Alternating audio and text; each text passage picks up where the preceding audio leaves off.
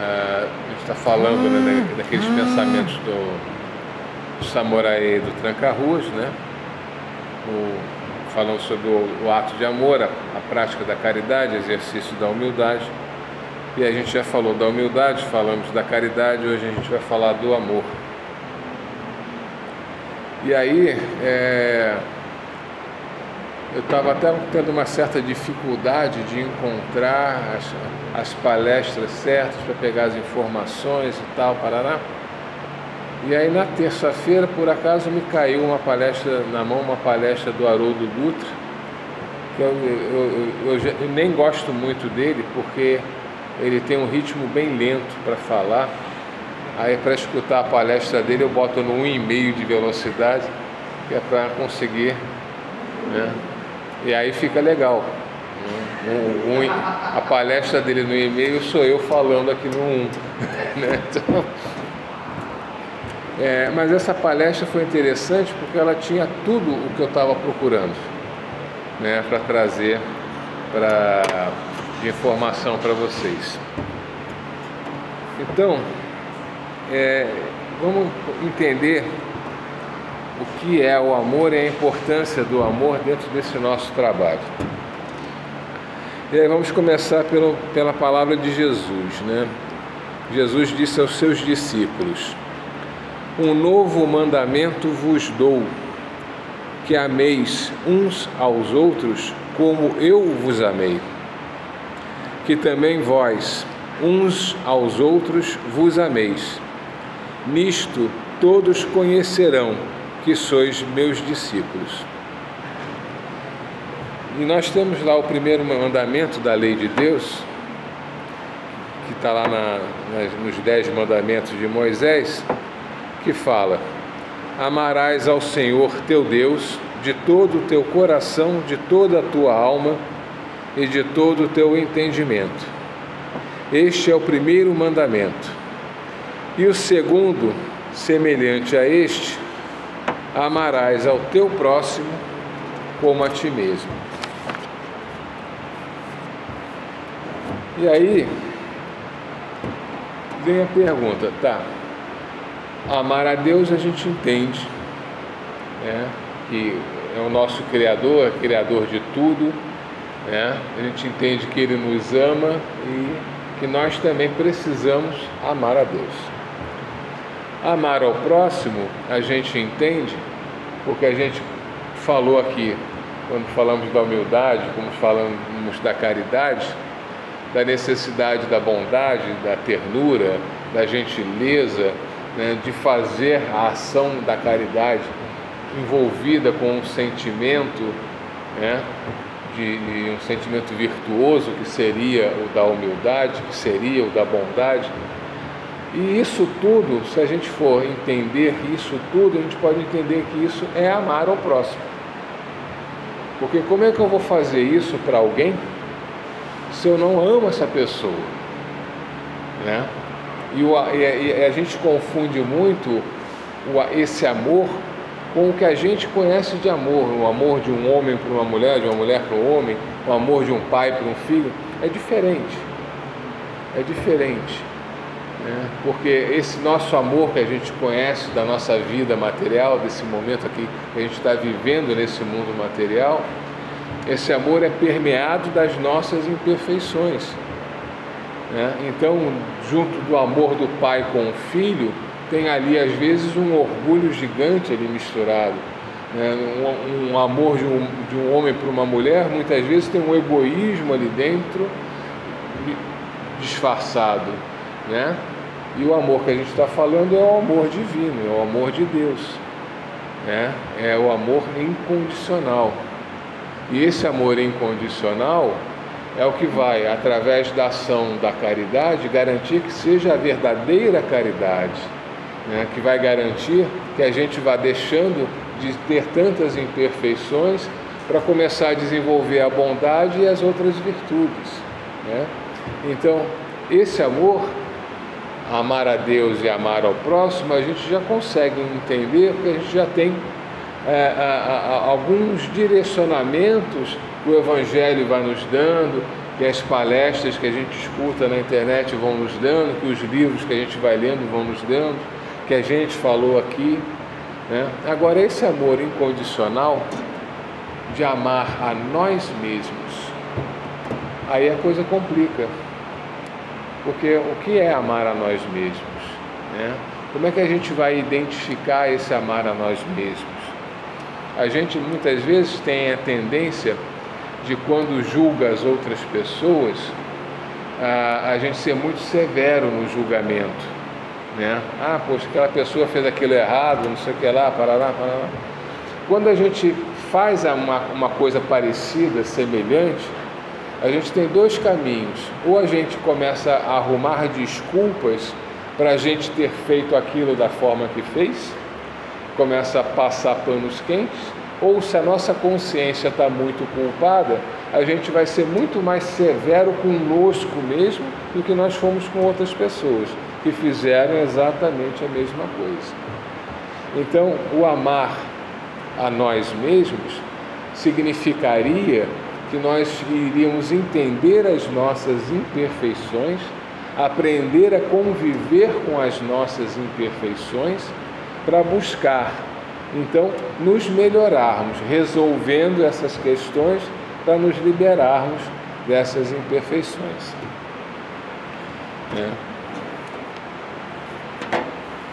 Eu já fiz aqui um roteiro e esse roteiro eu precisava acompanhar, mas eu já estou saindo do roteiro. Então deixa eu voltar aqui para o roteiro, depois a gente continua. Lá nos tempos de Jesus, os hebreus, o povo hebreu que deu origem ao povo judaico, né? Eles acreditavam que as ideias, as emoções, intuições, sentimentos, pensamentos nasciam nas nossas entranhas, né? Que tudo era aqui.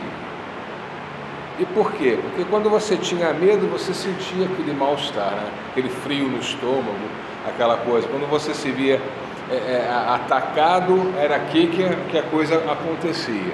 Então eles entendiam que aqui era o centro, as nossas entranhas. E também eles entendiam a importância da mão esquerda e da mão direita, tanto que tem a passagem no Evangelho, né, que fala, né, não saiba a sua mão direita o que faz a mão esquerda. É porque para eles a mão esquerda e a mão direita têm uma importância. Então eles entendiam que a mão esquerda é a mão da justiça, tá? E que a mão direita é a mão da caridade. Então você recebe na mão esquerda e você dá com a mão direita. E aí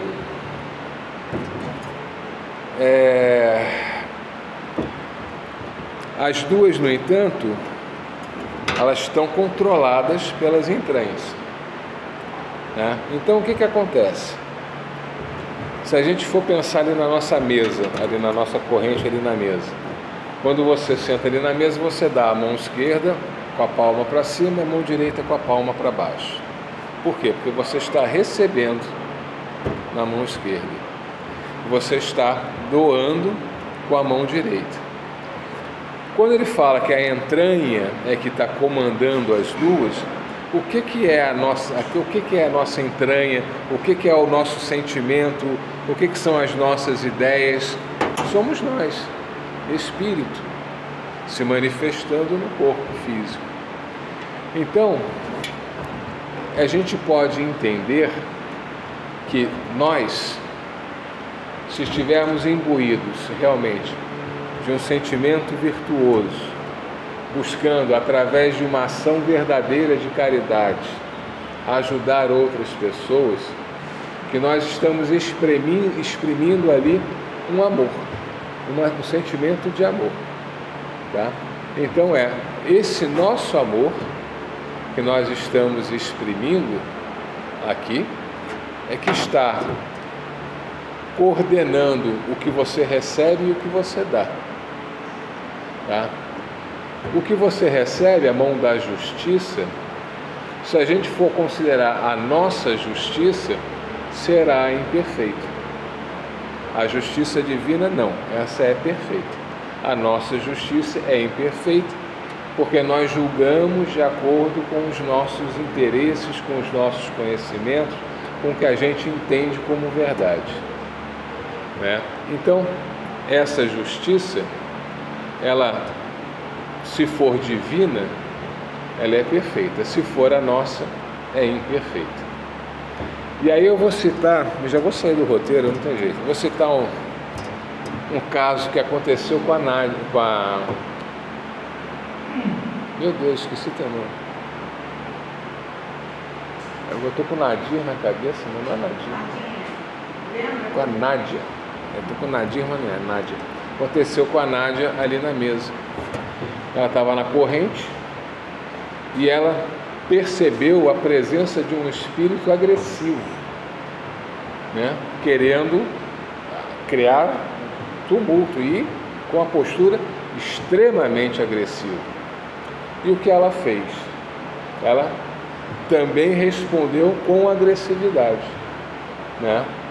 Peitou aquele espírito. Não, aqui tu não vai fazer bagunça, não, né? E peitou aquele espírito. Só que aquele espírito era bem forte, né?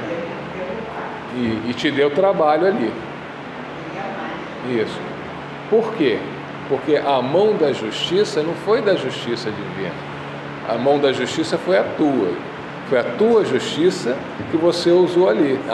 Aqui tu não vai fazer zoada, não, né? Então, o que você fez com isso? Você igualou teu padrão de energia ao dele, tá? Então, quando a gente está ali na mesa, a justiça que a gente tem que considerar é a divina, ou seja, nós não vamos julgar espírito nenhum ou pessoa nenhuma que venha passar pela mesa. A justiça é a divina. Nós não somos perfeitos.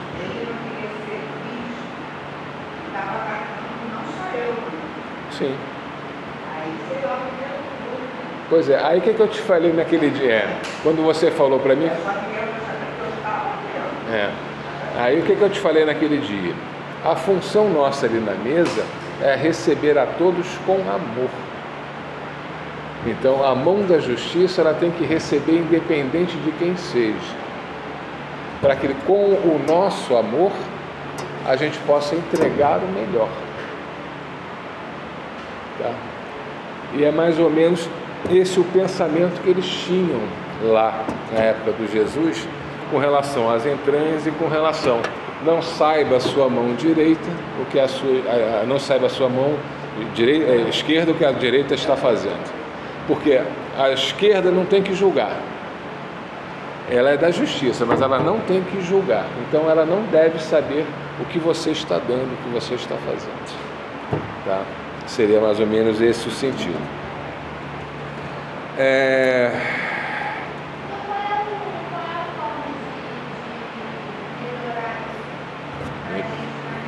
A gente vai chegar lá.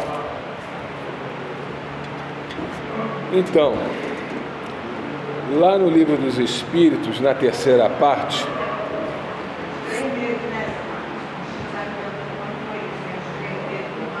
tem mais, ano passado, não tem mais.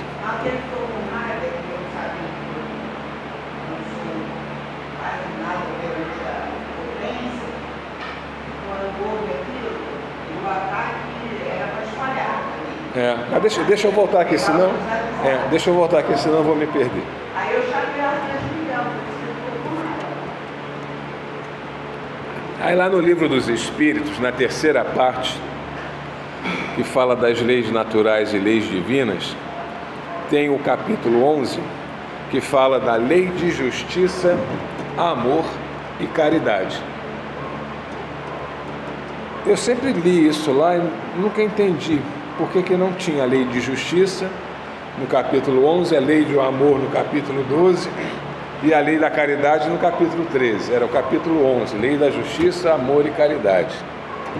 É nessa palestra do Haroldo Dutra que ele coloca isso, né? E coincidência ou não, justiça, amor e caridade.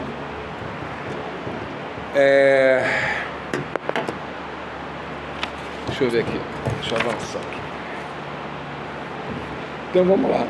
A gente falou da humildade, a gente falou da caridade e hoje a gente vai falar do amor. O humilde não julga. A caridade não escolhe a quem. E o amor precisa ser incondicional. Então, essas 3 características o trabalho precisa ter. Tem até na tradição judaica também uma metáfora que eles fazem com o mar da Galileia e o Mar Morto. Na verdade, não são mares, são 2 lagos. O Mar da Galileia recebe o Rio Jordão e recebe as águas do degelo das colinas de Golã e de montanhas vizinhas. Então, a água que vem do Jordão mais essa água do degelo, ele entrega ao Jordão que continua. O Mar da Galileia é rico em peixes, né? Tem até as passagens lá de Jesus pescando lá no Mar da Galileia, andando sobre as águas e tudo mais. Então é um mar cheio de vida. E aí o Rio Jordão continua e vai até o Mar Morto. E o Mar Morto recebe as águas do Rio Jordão e recebe águas de degelo de outros montes e outras colinas próximas. Só que ele não entrega para ninguém. A água que chega no Mar Morto fica no Mar Morto. O Mar Morto ele tem assim o índice de sal que tem na água é 10 vezes maior que o do mar. Ou seja, não há possibilidade da existência de quase vida nenhuma ali dentro. Existe um ou outro micro-organismo que consegue viver. Então eles fazem essa analogia. O Mar da Galileia recebe e dá vida. O Mar Morto recebe e não entrega para ninguém. Morte. Então, o que eles querem dizer com isso? Que nós precisamos ter esse equilíbrio. Nós recebemos e damos. E precisa haver esse equilíbrio.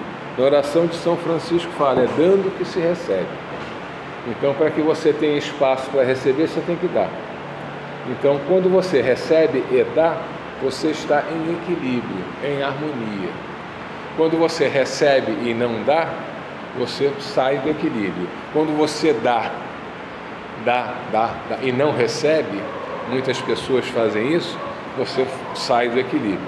E aí você vai ter desequilíbrios de convivência na família, de saúde, enfim, tudo bagunça.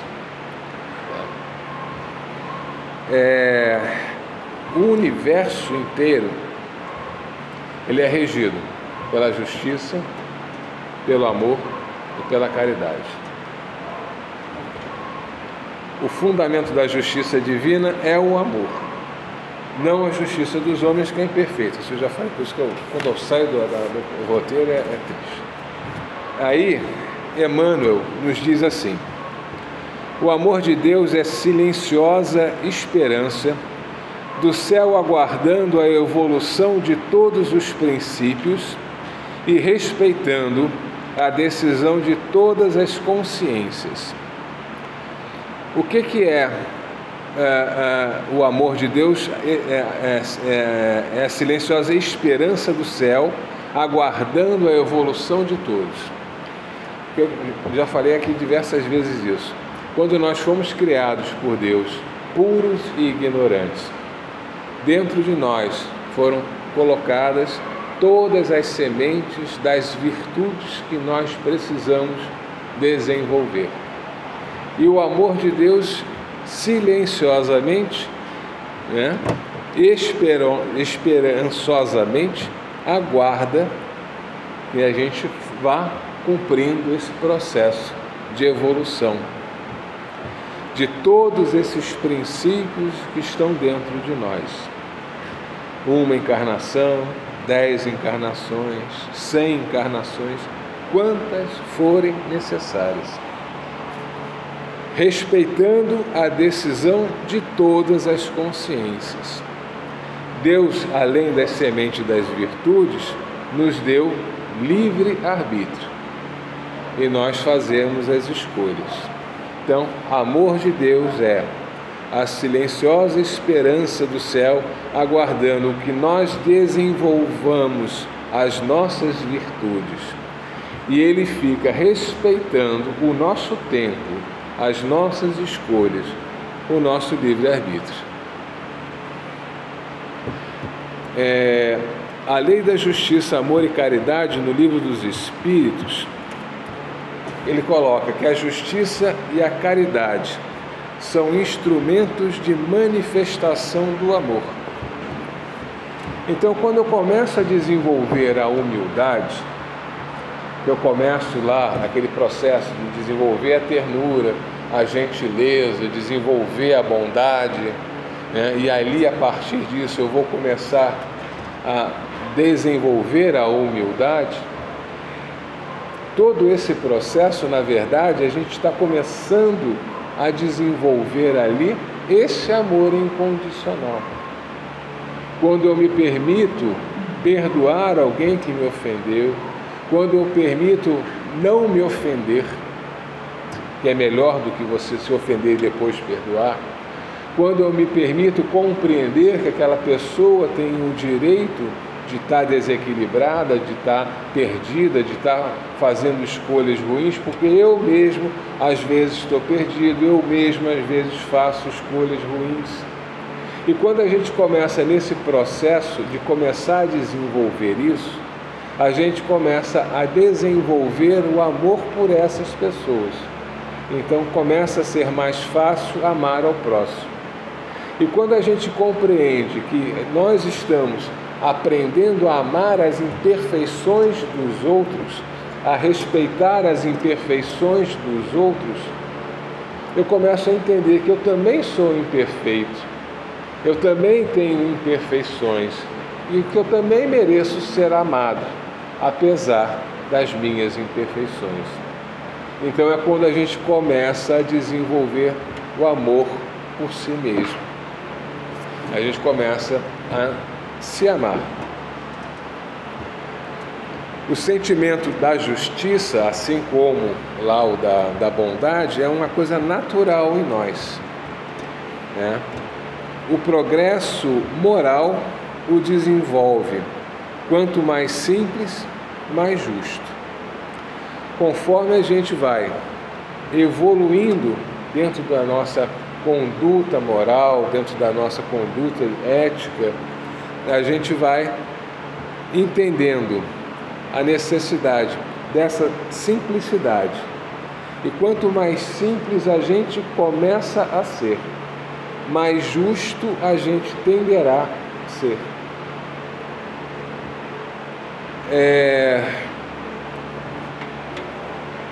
Aquela questão da gente, então, buscar reaprender esse sentimento verdadeiro da humildade e da bondade, que a gente entendeu lá na primeira estudo que a gente fez, de que foi provado cientificamente de que nós trazemos isso dentro de nós e que na nossa educação isso se perdeu, porque diante da forma como nós fomos educados, que os nossos pais foram educados, que os nossos avós foram educados e como a gente educa os nossos filhos, né, dentro dessas normas da sociedade, dos padrões da sociedade, a gente acaba inibindo isso, essa bondade que é natural. Da mesma forma, as questões de justiça estão dentro da gente, já são natos, a gente já nasce com isso, né? Só que a gente, dentro do nosso crescimento, dentro da sociedade, a gente vai ajustando esses valores e vai se perdendo dessa origem natural desses valores.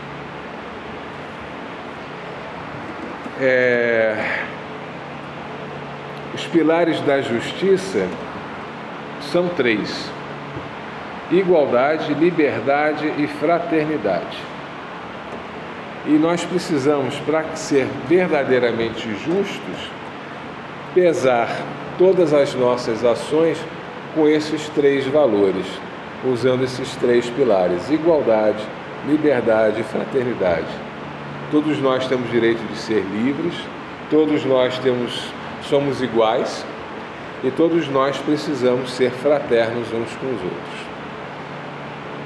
Para facilitar a vida, aí tem um filósofo chamado Kant, que ele definiu assim: se você tiver dúvida sobre uma ação ser justa ou não, se pergunte: se todas as pessoas no mundo fizessem isso da mesma forma que eu quero fazer, isso seria bom ou ruim?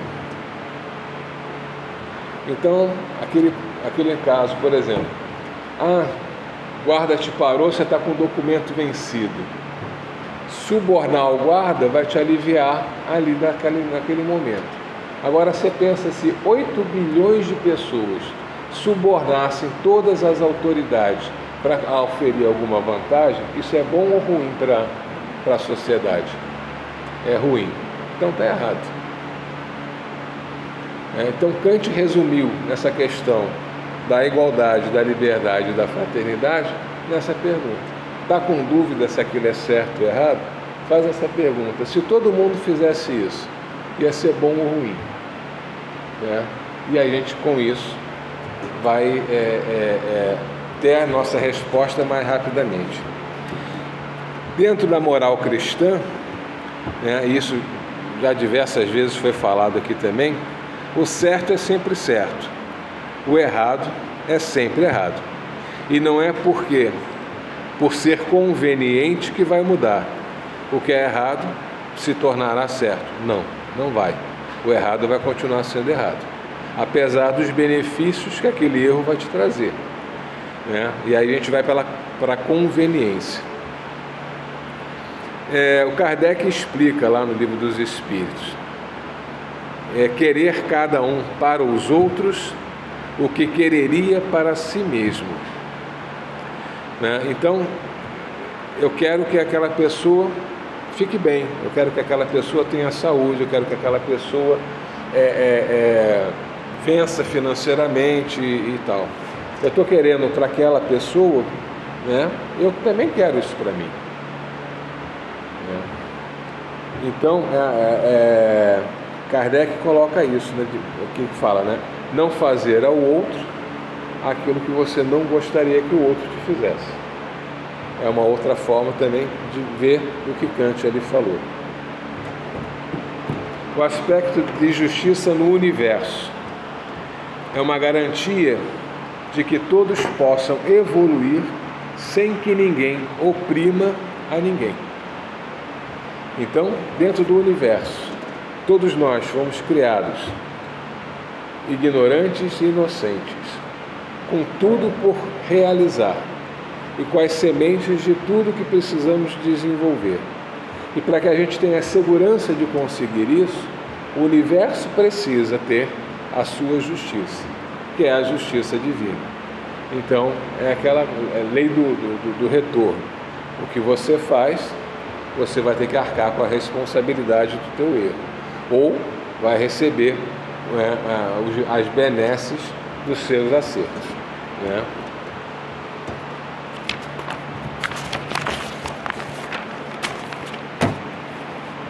Ser só justo não basta. A lei é de justiça, amor e caridade. Então, falar de amor, a gente vai lá naquela primeira carta de Paulo aos Coríntios, que eu li na semana passada. E aí, pegando algumas partes dessa carta, ele fala: o amor é paciente, ele espera. Então, se a gente quer que a pessoa mude, a gente não vai conseguir mudar a pessoa, a não ser que ela tenha consciência da necessidade de mudar. O amor espera. Então, a gente vai esperar ele ter o momento dele. Esperar o momento não quer dizer que você vai ter que tolerar tudo que aquela pessoa vai fazer. Mas não é porque aquela pessoa continua te agredindo que você vai começar a alimentar um ódio por aquela pessoa. Então, o amar e esperar significa que você compreende que aquela pessoa está passando por um momento ruim, mas que aquilo vai passar. Em algum momento aquilo vai passar. E quando aquilo passar, aquela pessoa vai melhorar. Então, o amor é paciente, ele espera. O amor é bondoso, não é ciumento, não se vangloria, não se incha, não é indecoroso, não busca seus próprios interesses, não se torna irado, não leva em conta o mal, não se alegra com a injustiça, não se regozija com a verdade, tudo tolera, sofre em silêncio, tudo crê, tudo espera, tudo suporta, jamais desiste. Aqui eu quero fazer uma parte, porque às vezes as pessoas nos agridem e a gente silencia. E silenciar não necessariamente é fazer o que está aqui. Tudo espera, tudo suporta, jamais desiste, sofre em silêncio. Quando a gente silencia e fica remoendo aquilo dentro da gente, o que a gente está fazendo é se envenenar. Mas quando a gente compreende, e aí é onde entra a bondade, a gente compreende que aquela pessoa está num momento ruim, eu vou tolerar aquilo, eu vou suportar aquilo, como ele fala aqui. Jamais eu vou desistir. Eu vou continuar tentando, só que eu não vou deixar que aquilo me faça mal.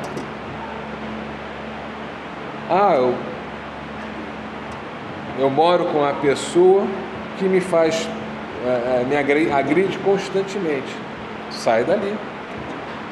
Mas sair dali não quer dizer que você desistiu. Você pode, fora dali, continuar tentando ajudar aquela pessoa. Continuar exercitando esse amor por aquela pessoa. Que seja numa oração, que seja num pensamento. Mas você não desistiu daquela pessoa. Aí ele fala que hoje conhecemos a fé, a esperança e o amor. E o amor, e o maior de todos, o mais importante, é o amor. Kardec fez uma pergunta no livro dos Espíritos, aos Espíritos, perguntando como seria a caridade, como Jesus via a caridade. E aí a resposta dos Espíritos: benevolência para com todos, indulgência para com as imperfeições e perdão das ofensas. E a gente pensa, poxa, isso é impossível. E aí tem uma história, quem contou essa história não aparece, foi o Divaldo. Eu vou depois, até me ocorreu agora, eu vou procurar depois para ver se eu acho.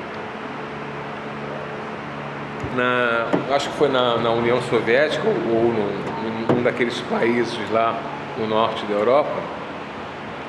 O país estava em guerra, estava sendo invadido, e as pessoas, os civis, estavam sofrendo muitas perseguições, por conta desses invasores. E aí uma família estava jantando em casa, o pai, a mãe, a filha mais velha, a filha mais nova, jantando em casa, e daqui a pouco batem a porta. Era um grupo desses soldados que haviam invadido, porque tinham recebido uma denúncia de que o pai dessa família, o chefe dessa família, estava abrigando refugiados que eram procurados. E eles entraram lá na casa, revistaram a casa inteira, não acharam nada. A mãe, quando viu que eles estavam chegando, escondeu a filha mais nova, né, dentro lá de um armário, num lugar lá qualquer, e eles, depois que revistaram a casa toda, não encontraram a menina, mataram o pai, mataram a mulher e mataram a irmã. E ela, com 5 anos, 6 anos, sei lá, ficou sozinha no mundo. Os homens foram embora e ela saiu dali e foi na direção oposta, né? Foi achada, foi acolhida, cresceu, saiu, se mudou para outro país, estudou enfermagem. E aí, um belo dia lá, já com 20 e tantos anos, ela estava trabalhando num hospital, né, nesse outro país onde ele estava. E aí chega um paciente para ser atendido. Esse paciente estava com uma doença degenerativa na pele, não era lepra, mas é como se fosse, que causava feridas, deformações, né, e estava já num estado bastante avançado no rosto, nos braços, no corpo, né, e aquelas feridas ficavam saindo secreções mal cheirosas e tal. Quando ele chegou no hospital, os médicos falaram: cara, não tem o que fazer, esse cara vai morrer aí, né? E ninguém vai querer cuidar dessa pessoa. Essa enfermeira chegou e falou: não, pode deixar, eu vou cuidar dele. Aí botaram ele lá num quarto escondido, lá no fundo do hospital, para ninguém ter que passar perto, e só essa enfermeira ia lá, levava comida, levava o remédio, cuidava das feridas, trocava o curativo, não sei o que lá. Passado alguns meses, o cara se recuperou totalmente, né?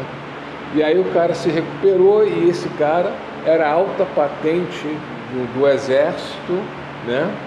E aí ele chegou,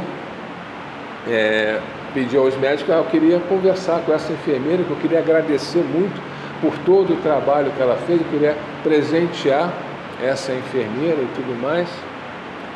E aí o médico chamou a enfermeira e ela chegou lá. Aí falou: eu queria te agradecer, você salvou a minha vida, não sei o que lá, né? Não tem como te agradecer, não sei o que lá, não sei o que lá. E ela chegou e falou: você não me conhece, né? Eu falei: não lhe conheço. Pois é, mas eu lhe conheço. Há 20 anos atrás, você invadiu a casa dos meus pais, procurando refugiados escondidos, não encontrou ninguém. Minha mãe havia me escondido no móvel assim, mas pelo buraquinho lá eu vi tudo. Você matou meu pai, você matou a minha mãe e você matou a minha irmã. E aí o cara perguntou: mas você me reconheceu logo que eu cheguei? Sim. E por que você me tratou com tanto carinho e me curou? Porque se eu não fizesse isso, eu estaria sendo igual a você, tão ruim quanto. E eu não sou como você. Agora você está me conhecendo, né?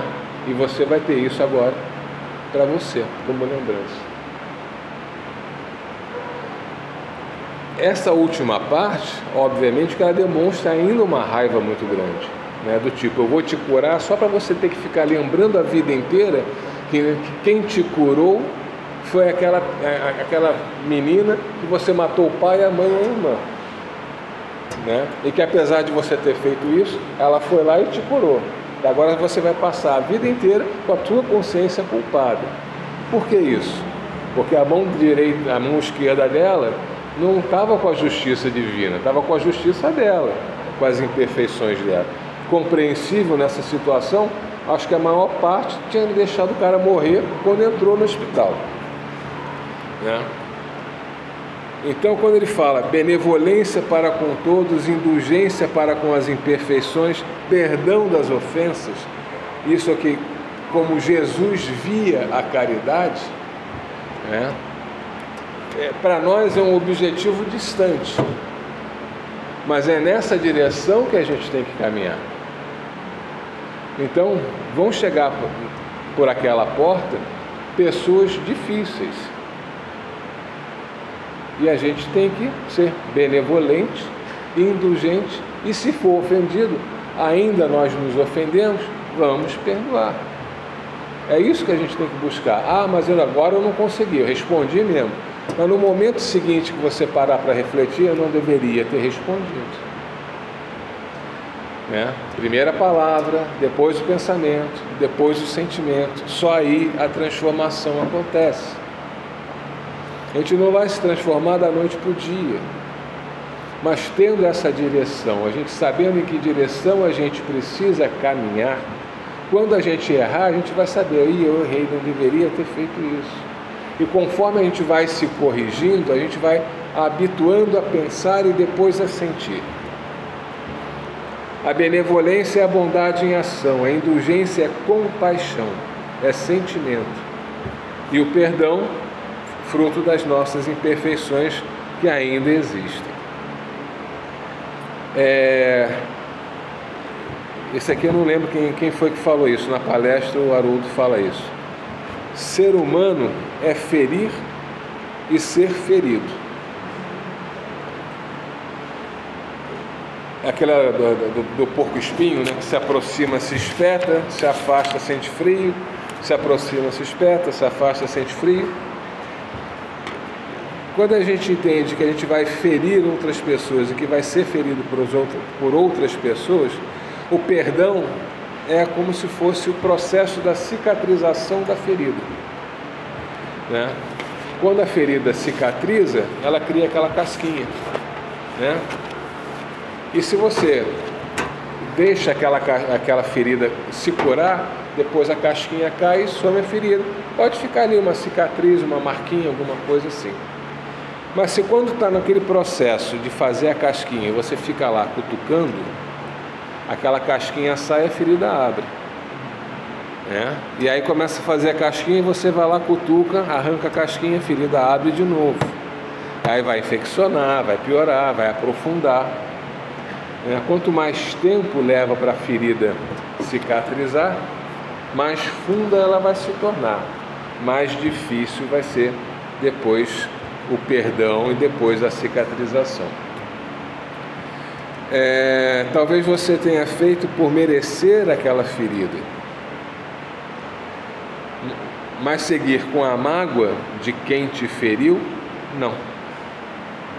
Quando ele diz que talvez você tenha feito por merecer aquela ferida, é porque a gente, muitas vezes, minha avó falava isso, né? O inferno está cheio de boa intenção. Às vezes a gente faz as coisas achando que está fazendo o melhor, que aquilo ali é o que a pessoa precisa. E no que a gente está fazendo isso, o que a gente está na verdade fazendo é ferindo aquela pessoa de alguma forma. E aí quando aquela pessoa reage, a gente, mas que ingrato, ainda acha aquilo e carrega aquela mágoa. Um exemplo disso, uma vez no atendimento lá no MAC, chegou um companheiro, um voluntário da casa, deitou na maca e começou a desabafar. Poxa, eu fico bobo com a ingratidão às vezes das pessoas, às vezes a gente tenta ajudar as pessoas e as pessoas reagem mal, são ingratas, chegam a te agredir. Eu tenho o caso do meu cunhado é um cara doido, faz um monte de besteira, está sempre sem dinheiro, a mulher e os filhos às vezes passando necessidade, e a gente tenta ajudar, ele não aceita ajuda, ele não tem essa humildade de aceitar ajuda, não sei o que lá. Aí quando foi no final de semana passado, a minha filha foi lá almoçar lá com a gente, e ele foi junto, e aí eu conversando com ele, tentando colocar ideias melhores na cabeça dele, e aí ele começou a reagir àquilo que eu estava falando. Acabou que a gente teve uma discussão horrível, e não sei o que lá, não sei o que lá, não sei o que lá. E aí ele estava achando aquilo um absurdo da parte do cunhado dele, e estava achando aquilo uma agressão, uma ingratidão e uma agressão. E aí o que a espiritualidade orientou a ele foi que A doutrina espírita, ela sempre se colocou diante dos seus opositores, sempre com cordialidade, sempre com amorosidade e com a razão, nunca de forma agressiva. No momento que você se colocou numa postura de colocar aquela pessoa numa situação inferior a você, ela reagiu com agressividade, tentando se defender. Ele estava tentando fazer o melhor, só que a forma como ele estava tentando fazer o melhor estava ferindo aquela pessoa. Então a reação daquela pessoa foi merecida? Foi. Porque você não teve tato, você não teve a forma correta, né, de alcançar aquela pessoa, de poder tentar realmente ajudar aquela pessoa. Você quer que aquela pessoa haja da forma que você acha que é o certo. E aquela pessoa nunca vai agir da mesma maneira que você, porque ela é uma pessoa diferente, pensa diferente, tem visões diferentes de mundo. Então, quando fala, né, que o inferno está cheio, né, de boas intenções, é porque quantas vezes a gente, com boas intenções, acaba magoando e ferindo outras pessoas. Muitas vezes a gente, para se livrar de situações difíceis, a gente se omite, né, de tentar resolver determinadas situações, né, de pedir o perdão muitas vezes, né, porque vai passar por uma situação de constrangimento. Então, deixa eu ficar quietinho aqui que a coisa vai se resolver. Não vai. Aquela pessoa está ferida e vai continuar ferida, né? E aquela ferida que aquela pessoa vai estar curtindo ali, arrancando a casquinha, vai durar muitas vezes um tempo gigante, imenso, né? E a energia que aquela pessoa, com o pensamento, remoendo aquilo dentro dela, vai retornar para você, né?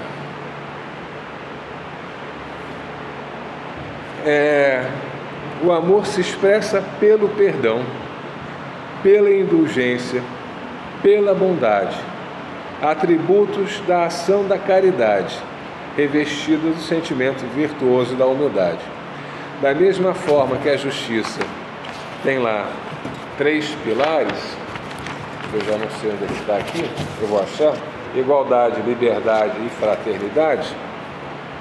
A caridade também tem 3 pilares: o perdão, a indulgência e a benevolência ou a bondade, né?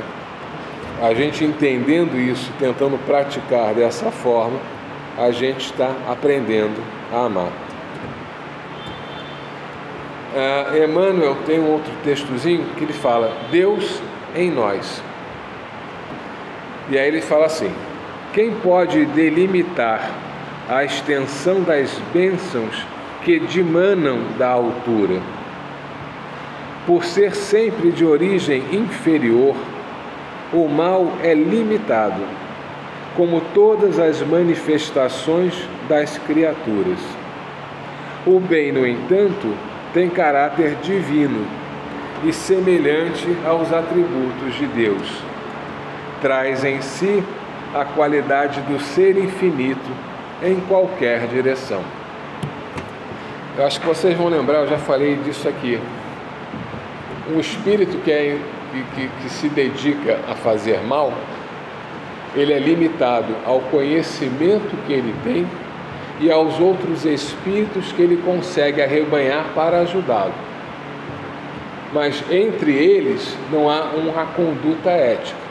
Então é um tentando furar o olho do outro, um tentando puxar o tapete do outro o tempo todo.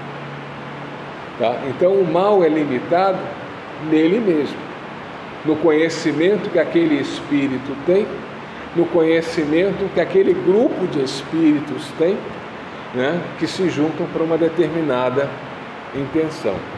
E é o que Emmanuel fala aqui. O mal é limitado. E aí ele completa: como todas as manifestações das criaturas, como todas as nossas manifestações são limitadas, porque nós somos imperfeitos, porque nós somos limitados.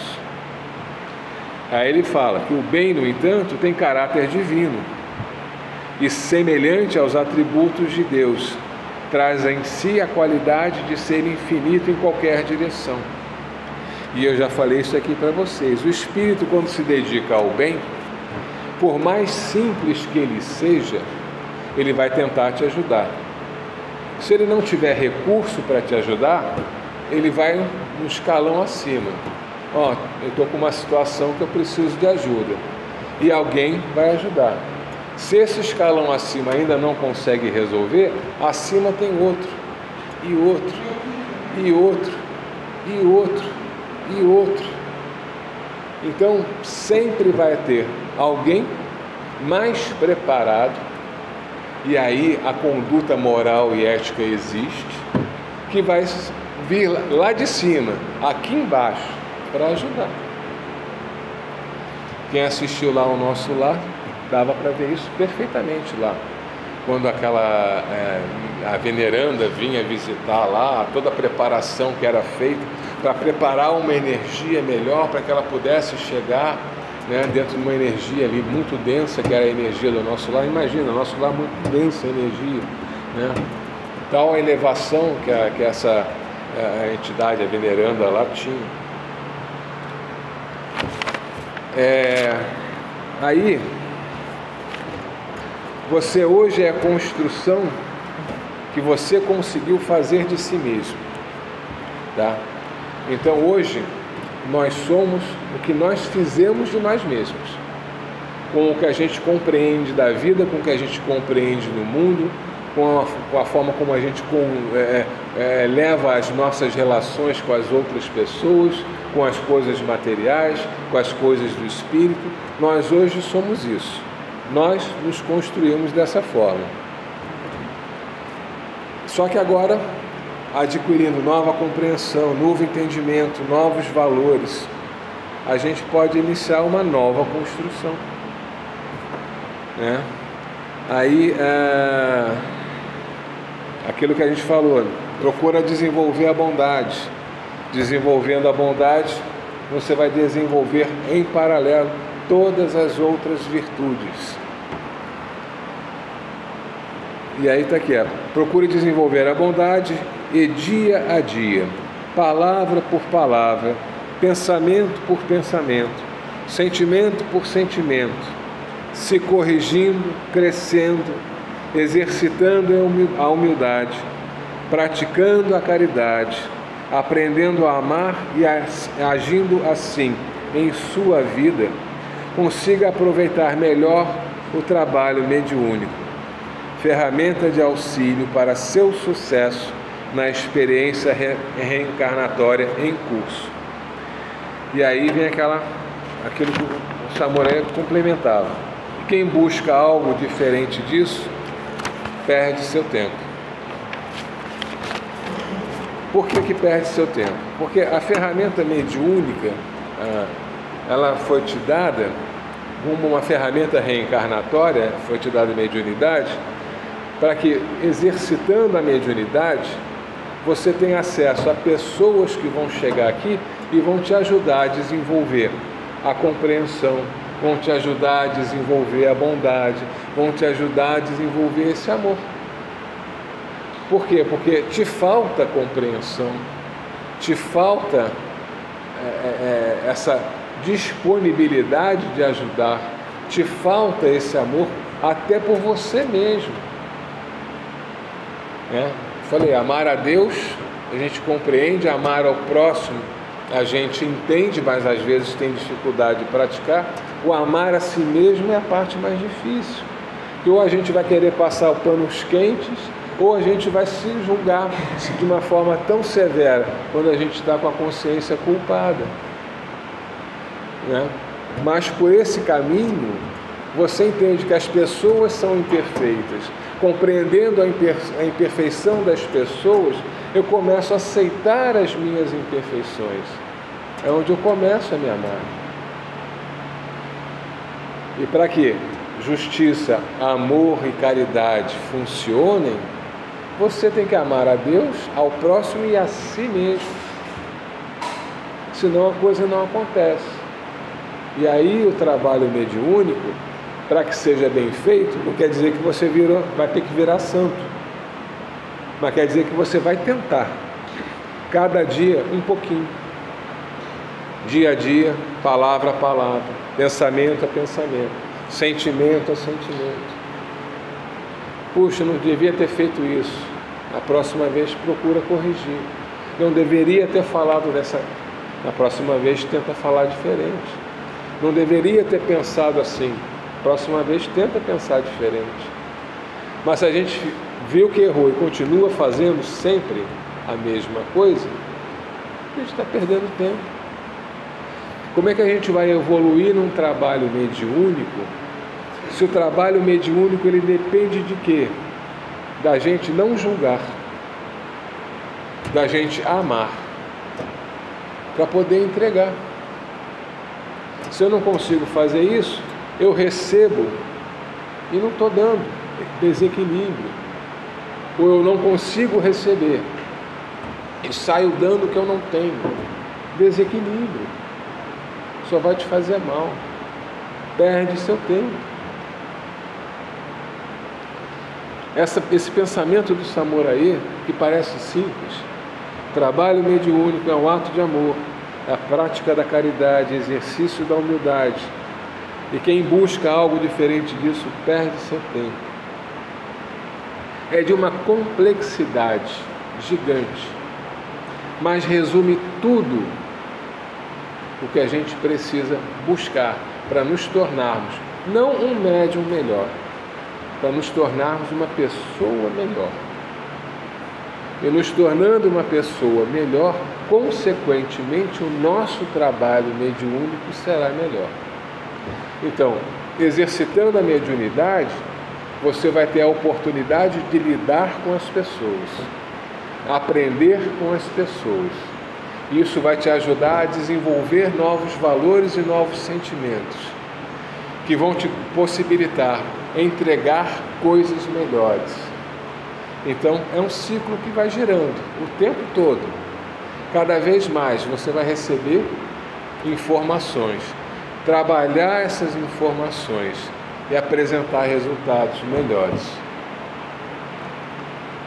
O resto todo, porque meu caboclo é isso, porque a minha pombagira é aquilo, esquece. Está perdendo tempo. Perdendo tempo. A gente vê muitas vezes em casas onde o estudo é colocado para segundo plano e que a orientação do médium é colocada para segundo plano, você vê muitas vezes muitos médiuns entrando na casa, 1, 2 anos, metade daquele grupo já saiu. E aquela metade que saiu vira ateu, vira evangélico, é católico, e simplesmente esquece a religião. Outros ainda vão procurar outros centros, não sei o que lá, outros caminhos e ficam pulando de um para outro. Só depende das escolhas que a gente faz. Só depende da gente aproveitar as oportunidades que nos são dadas. Aqui não é melhor do que casa nenhuma. Tá? Aqui é igual a toda casa. Tá? Eu, para chegar aqui, eu passei por várias e aprendi muitas coisas em cada uma das casas que eu passei. Poderia ter aprendido mais? Poderia. Se tivesse essas informações, eu falei, há 30 anos atrás, eu teria evoluído muito mais rápido e o meu trabalho mediúnico estaria muito melhor e eu, como pessoa, estaria muito melhor.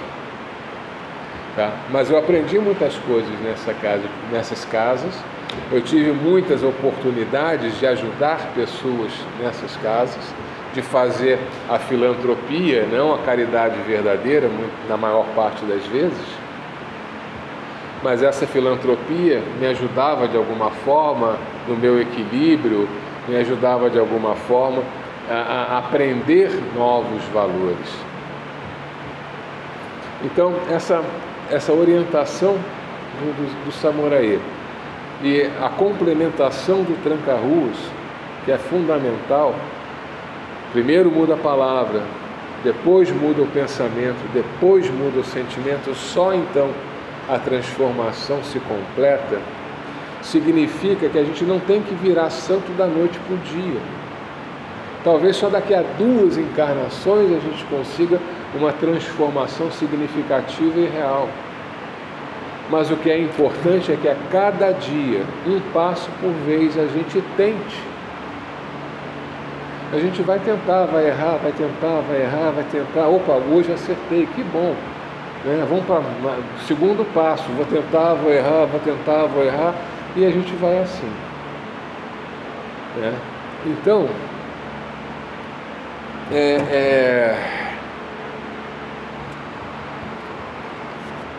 essa questão que eu falei ali da mesa.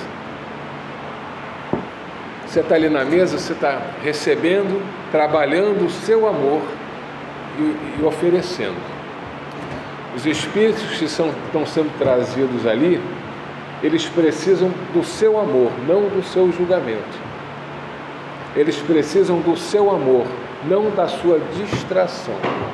E muitas vezes eles chegam ali com a intenção de distrair. Chega o espírito choroso, O médium, quando ele escuta ou quando vê, ele às vezes se torna alvo fácil das mistificações.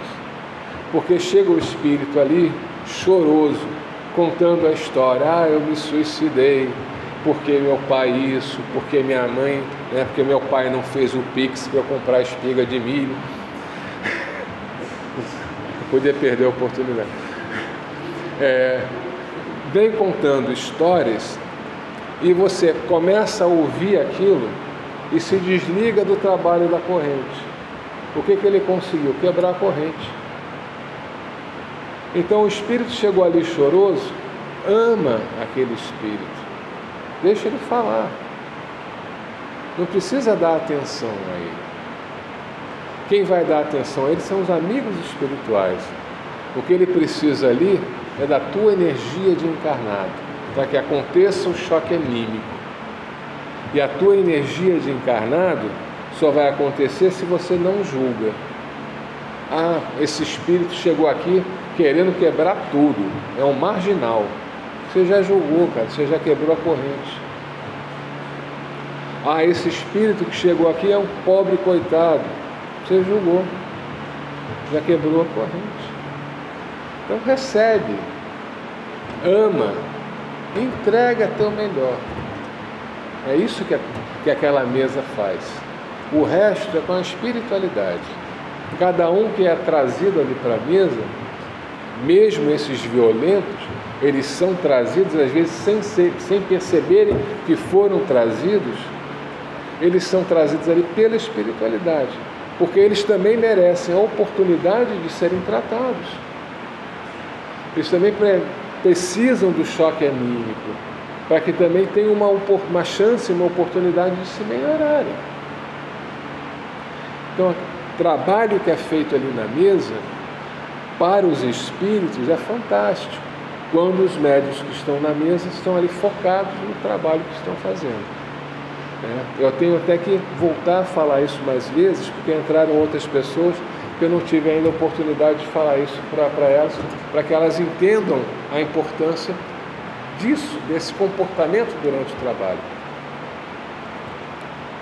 Agora, se a gente olhar, a dona Darcy sempre falava: a mesa é o melhor desenvolvimento para o médium. E por quê? Porque ali você aprende a não julgar, ali você aprende a amar, e ali você aprende a entregar o seu melhor. Ato de amor, prática da caridade, exercício da humildade. Ali, sentado, caladinho, de olho fechado, de mão dada. Mas para você ter essa compreensão, eu só tive agora, essa semana, fazendo esse roteiro para vocês. Daqui para frente eu vou repetir isso 500 mil vezes. Estou gravando, ainda bem, que é para as futuras gerações de médiuns da casa terem isso. Quando sentar ali na mesa, pensa nisso. Justiça divina, não a nossa, sem julgamento. Receba quem estiver chegando ali, seja encarnado ou desencarnado. Ame da melhor forma que você conseguir. Entregue o melhor que você tiver. Fazendo isso, você recebe, trabalha a energia e dá. É o mar da Galileia, cheio de peixe, cheio de vida, né? Cheio de alegria. No passe, ali no triângulo, é a mesma coisa. Você está usando as duas mãos para o passe. Tá? A pessoa está ali com a energia dela. Você está recebendo e está dando. Então, você não vai julgar a pessoa que está ali. Você vai aceitar o que ela está te dando. Você começou a sentir mal porque aquela pessoa está carregada, né? Por que ela está carregada? Porque de repente ela está fazendo um monte de coisa errada na vida dela. Está cheio de energia densa com ela. Recebe. Ama. E entrega. Aí você está lá dando passo no triângulo. Está recebendo e está dando. Está recebendo e está dando. Está recebendo e está dando. E você, como é que fica? Protegido na corrente da casa. Protegido pelo seu guia. Às vezes você vai sentir, passou uma pessoa mais dentro, né? Você vai sentir ali do teu lado um guia teu, um Exu, uma pombagira, um caboclo, um preto velho, um guia, vai estar uma criança ali do teu lado. Às vezes você vai sentir. Ele veio ali para equilibrar a tua energia, porque aquele atendimento foi mais pesado. O passe é a mesma coisa. Recebe, ama, entrega. Oração de São Francisco é dando e se recebe. Se a pessoa que está passando no passe é uma pessoa iluminada, quanta coisa boa você vai receber ali. E às vezes coisas que você está precisando. Porque não passa só pessoas pobres e coitados ali. Muitas vezes passam pessoas muito melhores do que nós. Porque a gente está com a nossa cabeça virada, problema no trabalho, conta para pagar, né? Cheio de problema, do problema de doença na família. Você está ali com a cabeça virada. Chega uma pessoa com uma energia maravilhosa. Você recebe aquilo, vai te fazer um bem tão grande. O que você vai dar para ela? O teu melhor. O que você consegue de melhor. Mas aquela pessoa, naquele dia, está te alimentando. Com o nosso livre-arbítrio, podemos escolher como utilizar a nossa mediunidade. Então, quando eu falo em mediunidade, eu gosto de falar ela desvinculada de religião. Porque você pode ser católico e ser médium. Você pode ser evangélico e ser médium. Você pode ser judeu e ser médium. Você pode ser ateu e ser médium. E em todas essas opções, você pode trabalhar com a sua mediunidade. Muitas vezes as pessoas se voluntariam a trabalhar numa creche, trabalhar num asilo, trabalhar num hospital. Né? Tem aqueles rapazes, né, que são aquele grupo de palhaços que vai nos hospitais, né, com crianças com câncer, crianças com doenças sérias, vai lá levar um pouco de alegria. Quantos ali, na verdade, são médiums, que nunca pisaram num terreiro, nem têm ideia de que tem mediunidade, mas estão indo ali, espontaneamente, levar um pouco de alegria, levar um pouco de amor. Por que eles estão fazendo isso? Por que eles sentem essa vontade? Porque todos nós, quando recebemos o mandato mediúnico como ferramenta, todos nós assumimos o compromisso de utilizá-lo. A gente encarna e esquece disso. Mas o compromisso está lá, o contratinho está lá assinado. Não leu a letra miúda, problema teu. Mas está lá, está escrito. Então essas pessoas, espontaneamente, muitas vezes, vão procurar formas de ajudar outras pessoas. que eles estão fazendo? Colocando a mediunidade em serviço, sem ter religião. Tá? Quando eu falo aqui para vocês, isso está na apostila e eu falo sempre para vocês, não tem pai de santo que desenvolva médium, não tem dirigente que desenvolva médium. O desenvolvimento do médium é responsabilidade do médium. Ele nasce com a mediunidade, ele tem todo o aparelhamento físico que ele precisa, na pineal, para poder enxergar os espíritos, ouvir os espíritos, enfim, o que ele precisa, o tipo de mediunidade que ele vai utilizar. Mas quem vai desenvolver isso é o médium, se desenvolvendo como pessoa.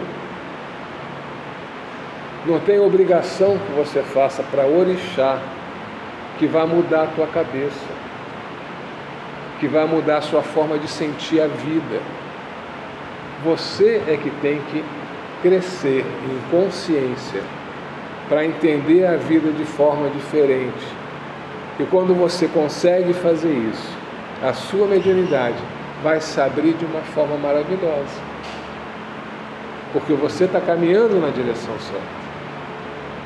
Agora, enquanto você fica preso aos rituais, quando você fica preso àquele estereótipo, quando você fica preso às coisas materiais que estão envolvidas dentro da sua religião, seja ela católica, seja ela um candomblé, umbanda, o que for, você perde seu tempo.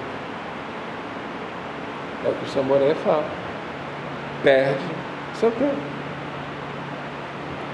Você só vai realmente utilizar a sua mediunidade de uma forma positiva e realmente ajudar pessoas de uma forma positiva quando você começar a se melhorar.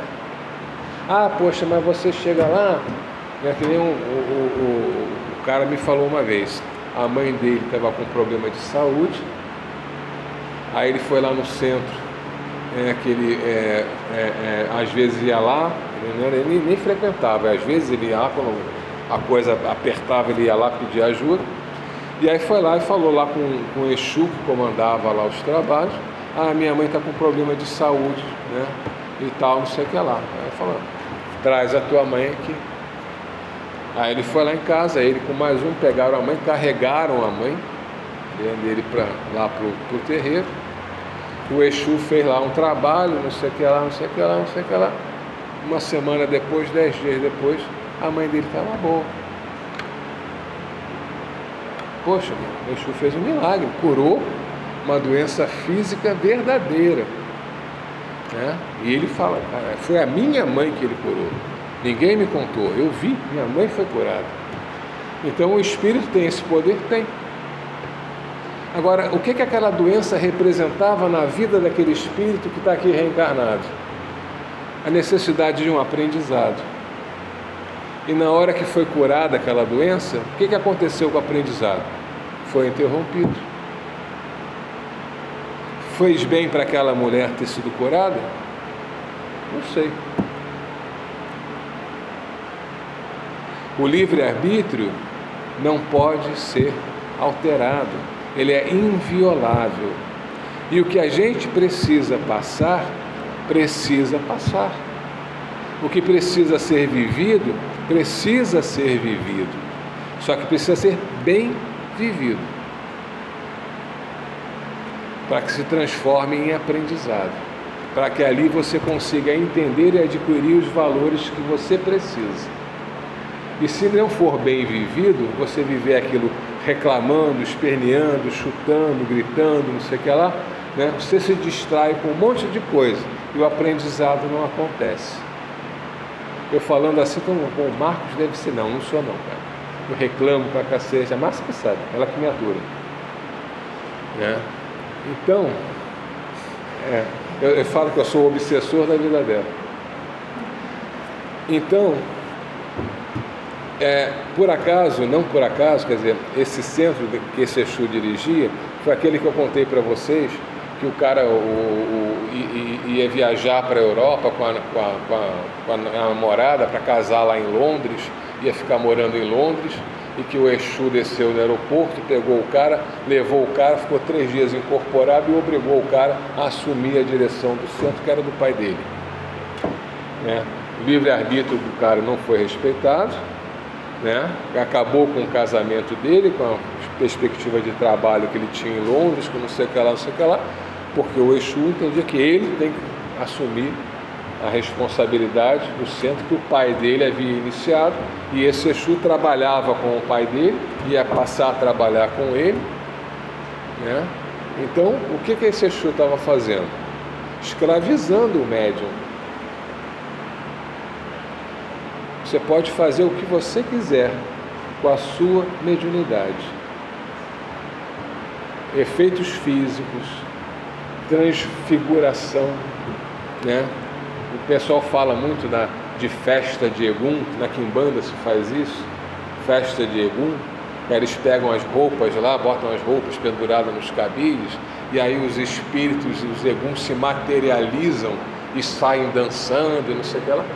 Existe isso. Existe isso. Parece mentira.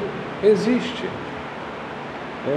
Kardec, lá no século XIX, as materializações que os espíritos faziam, as materializações dos espíritos, de você tocar no espírito, ele está aqui, né, de você sentir a consistência na pele, isso existe. E não é fantástico, é física, é a combinação de energias, de células, moléculas, materiais. Hoje já existe, já estão desenvolvendo estudos, já estão identificando dentro das nossas células aonde é produzido o ectoplasma, né? Então isso tudo é ciência. A ciência está aí descobrindo isso tudo para nos dar o embasamento para que a gente possa acreditar. Então a gente pode fazer o que quiser com a nossa mediunidade. Você pode colar tabuleta no poste, traga a pessoa amada em 3 dias. Você pode vender serviços para o bem e para o mal, como fala naquele livro lá de 1904, Religiões do Rio, né? O que justificou a Umbanda do Zélio combater a magia negra, né? Então, a gente pode fazer o que quiser com a nossa mediunidade. Perde seu tempo. Tem alguns programas que você vê no canal fechado, tinha um garoto e tem uma mulher, que são médiums, e tem programas, então eles fazem lá a adivinhação, porque tem a sua avó aqui do lado. São médiums, veem os espíritos, escutam, transmitem, recebem dinheiro por isso e vivem muito bem, perdem seu tempo. Em vez de usar aquilo, ali muito por falta de orientação, porque o kardecismo não se desenvolve muito lá, né? A Umbanda lá tem um ou outro centro de Umbanda lá nos Estados Unidos, né? Mas eu não sei nem se é uma linha mais africanizada, se é uma linha mais para Kardec, enfim. Cada um vai procurar o caminho em que se sente melhor, de acordo com seus valores éticos e morais. Se a pessoa gosta de viver à margem da lei, ele vai procurar caminhos que facilitem, né? Como contei aquela história para vocês, o cara chegar para o malandro, né? E falar, poxa, não estou conseguindo ganhar o dinheiro, por que você trabalhava com estelionato, cheque falso, cartão duplicado, né? Cartão clonado? O cara vai pedir para o malandro numa consulta para ele ajudar, porque ele não está conseguindo faturar o que faturava, né? E tem médium que vai ajudar. Então, existe médium para tudo, existe espírito para tudo. A gente precisa escolher que médium a gente quer ser e com que espíritos a gente quer conviver. Sempre vai ter um chinelo com o pé doente. Sempre vai ter o chinelo certo para aquele pé doente, né? Para ele se sentir confortável e tal. Resolve? Não. perde seu tempo. O caminho é a justiça, receber, amar, caridade, dar. É só isso. Falei pra caramba. Falei que ia ser mais rápido, não foi. Vou já desligar.